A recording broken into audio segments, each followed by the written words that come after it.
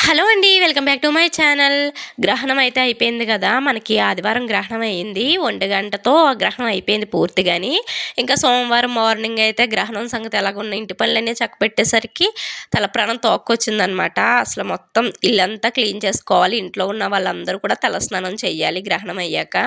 అప్పుడే తర్వాత తలస్నానం చేసాక అప్పుడు మన నిత్య దినచర్య మొదలుపెట్టాలి. అయితే ఇంకో పొద్దున్నే ఇంక తలస్నానం చేసేసి ఫస్ట్ అయితే వంట చేసేసానండి. ఎందుకంటే తనుష్ క్యారేజీ పెట్టి స్కూల్‌కి పంపించాలి. కాబట్టి ఇంక తలస్నానం చేశాకే వంట చెయ్యాలి. తలస్నానం చేయకుండా ఏ పని చేయకూడదు కాబట్టి ఇంక తలస్నానం అయితే చేసేసి, వంట చేసేసి బాబునైతే స్కూల్‌కి పంపేశాను. పంపేసి ఇంక ఇంటి పనులన్నీ ఒకటి తర్వాత ఒకటి చేసుకొని వస్తాననమాట. అంటే మనకి ఇల్లంతా కూడా నీట్‌గా కడిగేసుకోవాలి. ఇల్లు, దేవుడి గది అంతా కూడా శుభ్రం చేసుకోవాలి గ్రహణం అయ్యాక. ఇలా శుభ్రం చేసుకున్నాకే మనం పూజ చేసుకోవాలనమాట.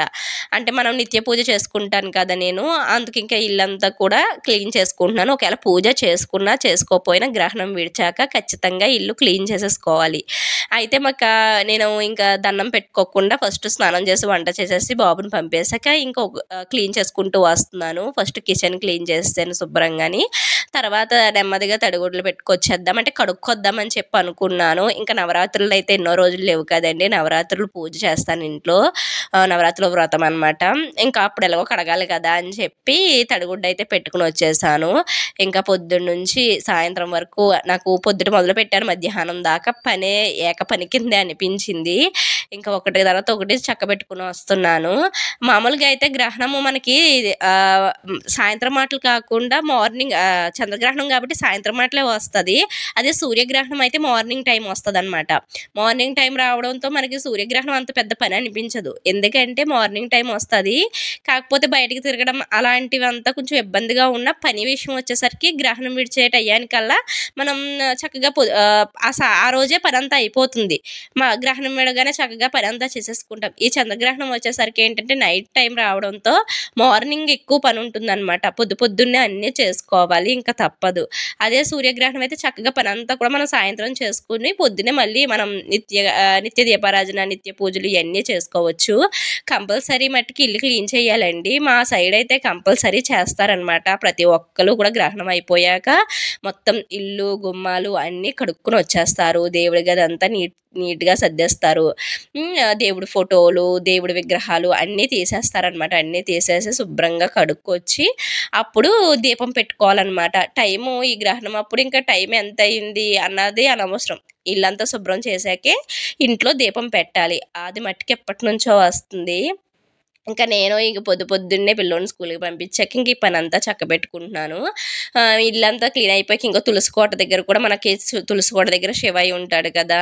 శివయ్యకి, కన్నయ్యకి కూడా శుభ్రంగా స్నానం చేపిచ్చేస్తున్నాను. నీట్‌గా కడిగేసుకుని ఇదంతా శుభ్రపరిచేస్తున్నాననమాట. శుభ్రపరిచేసుకుని పూజ చేసుకోవాలి. శుద్ధపరచడం అంటారు గ్రహణం అయ్యాక మొత్తం అన్నిటిని శుద్ధపరచాలి.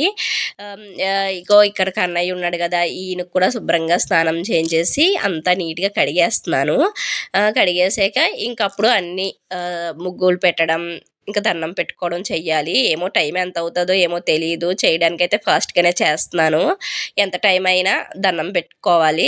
దండం పెట్టుకోవడంతో ఇంకా ఏమన్నా ఒకవేళ గ్రహణ దోషాలు అలాంటివి ఏమన్నా ఉంటే అక్కడితో అయిపోతాయని చెప్పి ఇదనమాట. అంటే చాలామంది గ్రహణం టైం అంతా కూడా దండం పెట్టుకుంటారంట అండి. శ్లోకాలు, పద్యాలు, మంత్రాలు ఉంటాయి కొంతమందికి. అలాంటి మంత్రాలు చదువుతూ ఉంటారంట. అంటే గ్రహణం స్టార్ట్ అయిన కానుంచి మళ్ళీ గ్రహణం ఎండ్ అయ్యేంత వరకు ఆ మంత్రాలు చదువుకుంటూ ఉంటారంట. అలా చదవడం వల్ల అంటే గ్రహణ ప్రభావం కొన్ని మందికి ఎక్కువగా ఉంటుంది. కొంతమందికి మంచిగా ఫలితం ఇస్తే కొంతమందికి చెడ్డగా ఫలితం ఇస్తదనమాట. అంటే మన నక్షత్రము, మన రాశులు బట్టి ఉంటుంది ఇదంతాని. అలాంటి వాళ్ళు ఏం చేస్తారంటే ఈ విధంగా చేయడం వల్ల గ్రహణం వల్ల వచ్చే దోషాలు, కీడు, గండాలు ఉంటాయి కొంతమందికి. అలాంటివి ఏమన్నా ఉంటే పోతాయని చెప్పి ఇంక గ్రహణం మొదలైన కానుంచి గ్రహణం పట్టు స్నానం అని చెప్పి చేసేస్తారు. చేసేసి అప్పుడు పూజ దగ్గర కూర్చుంటారనమాట. అంటే పూజ ఏమీ చెయ్యరు. మంత్రము, శ్లోకాలు ఇవి ఉంటాయి కదా! దానికి సంబంధించి ఇష్టదైవంకి సంబంధించి మంత్రాలు చదువుతూ ఉంటారు. మంత్రాన్ని జపిస్తూ ఉంటారు. ఎప్పుడు దాకా జపిస్తారంటే మళ్ళీ గ్రహణం విడిచేంత వరకు. అంటే మనకి ఇప్పుడు సపోజ్ 9:30కి స్టార్ట్ అయింది కదా గ్రహణం మనకి 1:30 దాకా ఉంది. ఆ 1:30 దాకా అలా పూజ చేస్తూ ఉంటారనమాట. అలా చేసాక అప్పుడు విడుపు అవుతుంది కదా గ్రహణం. ఆ విడుపు అయిపోయాక అప్పుడు వెళ్ళి వెంటనే విడుపు స్నానం చేయాలి. విడుపు స్నానం తలస్నానం చేసి అప్పుడు ఇల్లంతా క్లీన్ చేసుకుని అప్పుడు దీపారాజన చేస్తారు. గ్రహణం చాలామంది అండి పెద్దవాళ్ళు ఈ విధంగానే చేసుకుంటారు. మనకంటే అలాంటివి ఇంట్లో పిల్లలతో ఇల్లుని చక్కబెట్టుకోవడం మనకైతే అసలు కుదరదు అలాగా. కాబట్టి పొట్టు స్నానం చెయ్యకపోయినా ఈ విడుపు స్నానం ఒకటి, ఇల్లు క్లీనింగ్ ఒకటి, దేవుడి గది క్లీనింగ్ ఒకటి కంపల్సరీ చేసుకోవాలన్నమాట. మనకి గ్రహణ స్నానం పొట్టు స్నానం అనేసరికి గ్రహణం పట్టేటప్పుడు చెయ్యాలి. ఎలాగో రాత్రి వేళ అందరూ స్నానం చేస్తాము. ఒకవేళ అది అంత ఇంపార్టెంట్ ఏం కాదండి. పట్టే స్నానం అంత ఇంపార్టెంట్ కాదు. విడుపు స్నానం మటుకి చాలా ఇంపార్టెంట్. ఖచ్చితంగా తలస్నానం చెయ్యాలి. తలస్నానం చేసేసి పిల్లలు పెద్దోళ్ళు అందరూ తలస్నానం చేసాకే ఫుడ్ తీసుకోవడం ఏంటి, మనం ఇంకా ఏ మంచినీళ్ళు కూడా తాగకూడదు అని అంటారనమాట. అంటే తలస్నానం చేయకుండా గ్రహణం విడిచాక తలస్నానం చేయకుండా కనీసం మంచినీళ్ళు కూడా తాగకూడదు అని చెప్పి ఎప్పటి నుంచో ఉంది.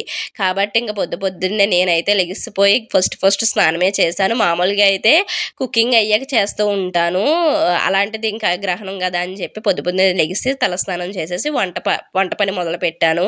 ఇంకా దేవుడి ఇళ్ళన్నీ శుభ్రం చేసుకొచ్చి ఇంకో దేవుడి గదినైతే శుభ్రం చేస్తున్నాను. దేవుడి విగ్రహాలు ఇదిగో ఈయనైతే మా బాబా గారు అనమాట, పెద్ద విగ్రహము. ఇగో ఇంకా ఈయన తొండమయ్య, మీ అందరికీ తెలిసిందే కదా గణనాథుడు. విగ్రహాలన్నిటిని కూడా ఖచ్చితంగా కడగాలండి. చాలా మంది ఇళ్లలో విగ్రహాలు ఉంటాయి దేవుడికి సంబంధించి. ఫొటోస్ అయితే మామూలుగా తుడిచిపెట్టేయచ్చు, కానీ విగ్రహాలు ఉంటే గనక ఖచ్చితంగా వాటిని శుభ్రంగా కడగాలి.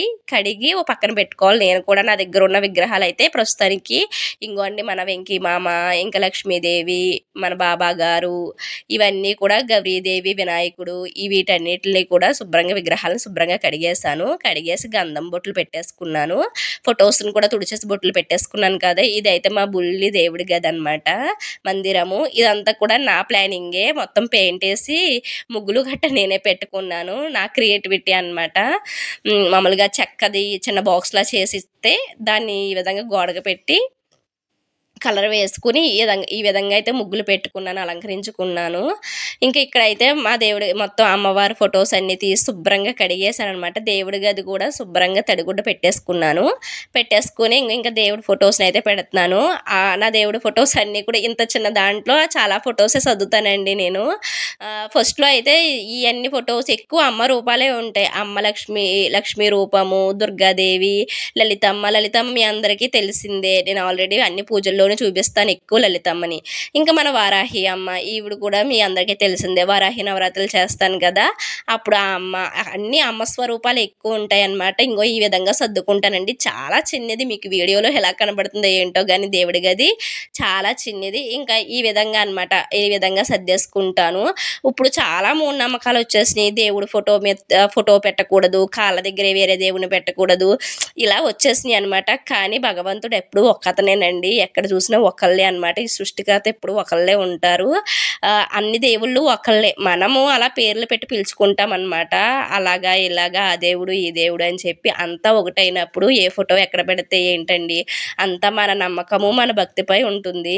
ఇంకా మొత్తం అంతా క్లీన్ చేసేసుకుని శుభ్రంగా దీపం పెట్టేసి ధూపదీపాలన్నీ చూపించేసాను. దగ్గరగా 3 గంటలు పట్టిందనమాట. సరే మరి ఉంటా, బాయ్.